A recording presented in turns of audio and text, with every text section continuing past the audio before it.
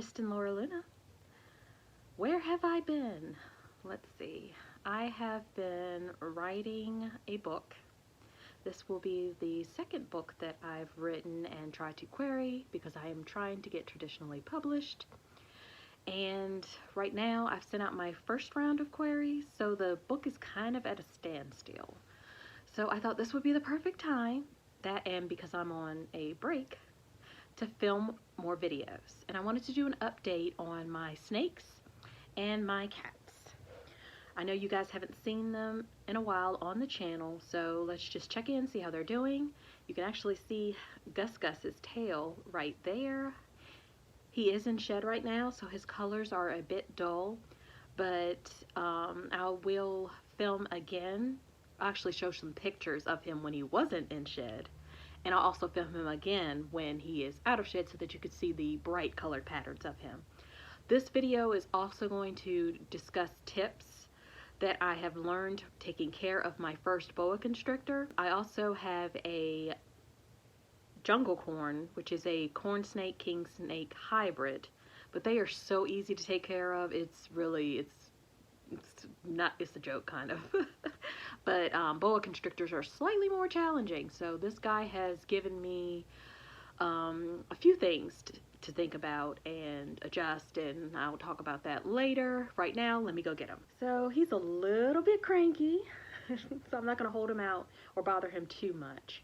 But I did want to show the size. He's gotten so big. When I first got him, he could fit in the palm of my hand.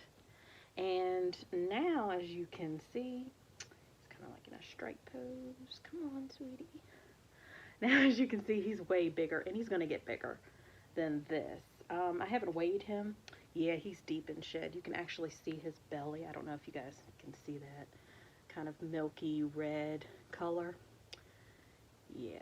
His eyes, I've not seen them go blue before. They've kind of clouded up, but I've never seen the full zombie snake mode that they sometimes go in. But Gus Gus has been a dream of a boa constrictor. He is very friendly. Even as a baby, when he came out of the bag, he was not nippy. He didn't hiss. When I unboxed him, I actually have that on a video of me unboxing him on my channel.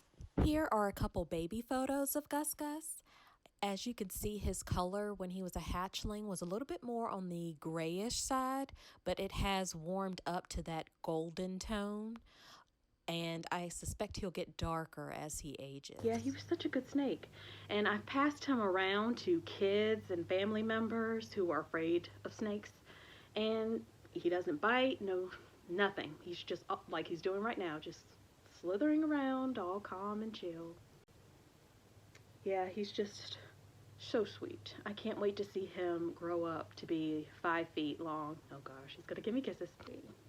One of the challenges that I've had with him was he was in a glass tank, and I wanted to get him into a PVC enclosure that would hold slightly more humidity than a glass tank can. He did have a humidity hide in there, but it's just that one small space, and he spent most of his time in the humidity hide instead of roaming around, which boa constrictors are not known to roam around, but I just felt like he was just jamming himself in this tight little box all the time. Every time I check on him, he would be in that box, and I wanted to give him more space.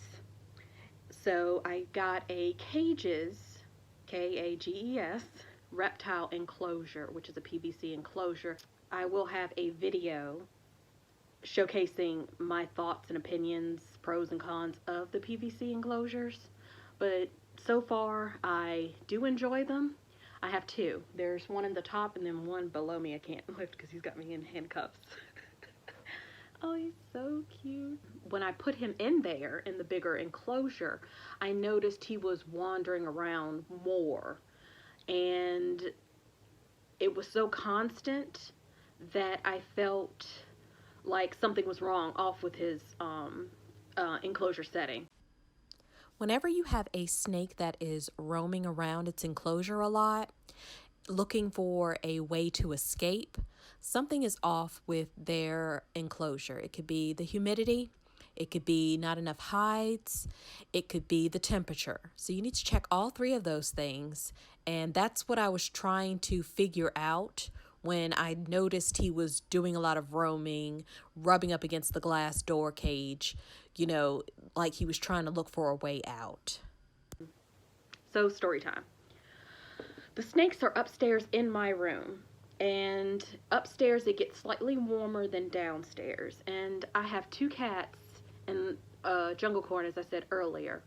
And I'm so used to turning off the air conditioning while I'm at work, so that, to save on energy. So I was doing that. So when I came home, I saw him in his water bowl. He was soaking a lot. He just seemed angry and irritable and agitated, like constantly searching for a way out, staring at me. It got so bad that I didn't even want to iron my clothes in front of the cage because he was just staring at the cage so badly. And he wasn't hungry because I just fed him. It was just like he was trying to tell me something, that something was off, something was wrong. And it took me longer than it should have to figure out that he was burning up inside his cage. I had the heat mat on. It was hot upstairs. There's no airflow in the room, so the PVC enclosure does what it does. It holds in heat and humidity. And I checked the temperature. It was slightly higher, like 89-ish.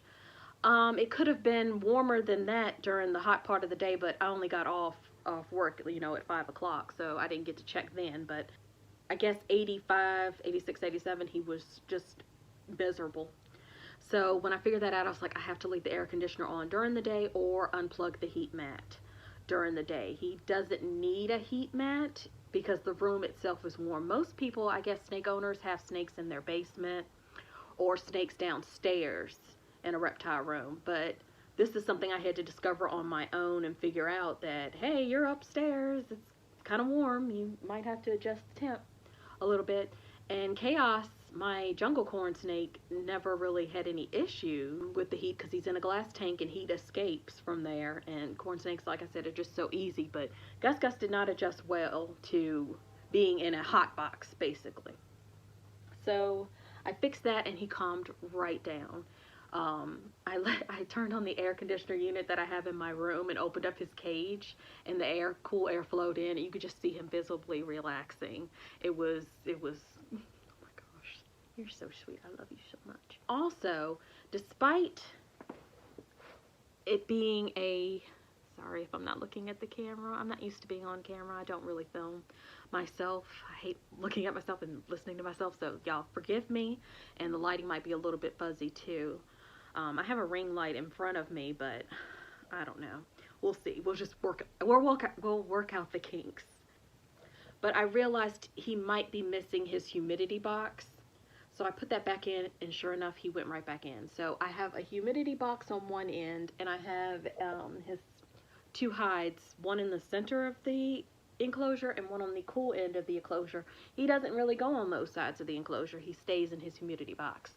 I try to let the sphagnum moss inside the humidity box dry up a little bit so that he's not constantly on wet substrate, because that can cause scale rot. It's just, you really have to pay attention to your snakes, and they're so subtle. Their body language is just so subtle. You have to really pay attention to see what they want, and it's basic needs, but because I've never dealt with a boa constrictor before, I had to learn his body language, learn what he's telling me, and I think I got it down packed. He's such a sweetheart. He really is. I'm just going to film a little bit of him so you can see. When I first bought him, his picture, he had a red tail as a baby, like a bright red tail. I don't know if that was photoshopped a little bit, kind of clean it up, can't prove it. Yeah, it was a bright red, and so far, even though he's in shed right now and it's kind of dull, his colors have turned to a little bit of a brown, dark burgundy color. I still love his tail. He looks sort of like a normal boa constrictor until you get to his tail and you see the leopard gene in him, where it's kind of messing up with his saddles, giving him like this stripe.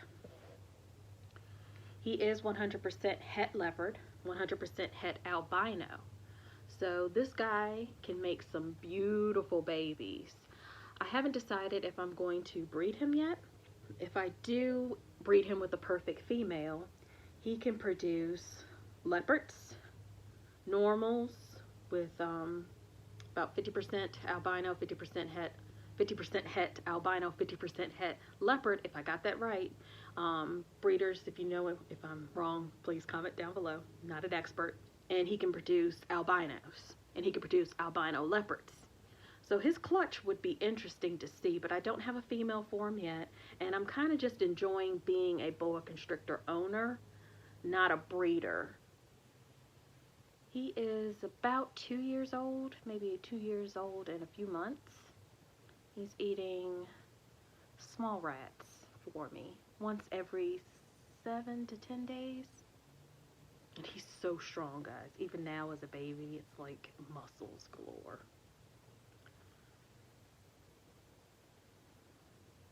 And I love the pinks and reds on his face. I don't know if you can see. Yeah. Oh wow, he's very strong.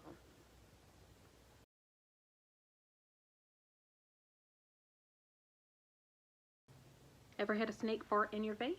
I have. I was looking at his tail because I love boa constrictor tails. I don't know, it's just so big and thick, you know, and the color, and it's so pretty.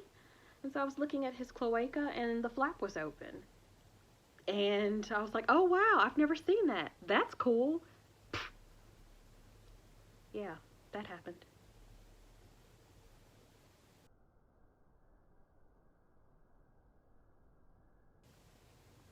Alright, that's it for Bloody August. His name is Bloody August, and points if you can guess the anime that name is from. But I call him Gus Gus. And that's it for Gus Gus. Does anybody else have any boa constrictor tips or lessons they learned after getting one? Leave them in the comments below. As always, give this video a thumbs up or down. Let me know if you liked it or hated it, and subscribe for more. Thanks for watching. Bye!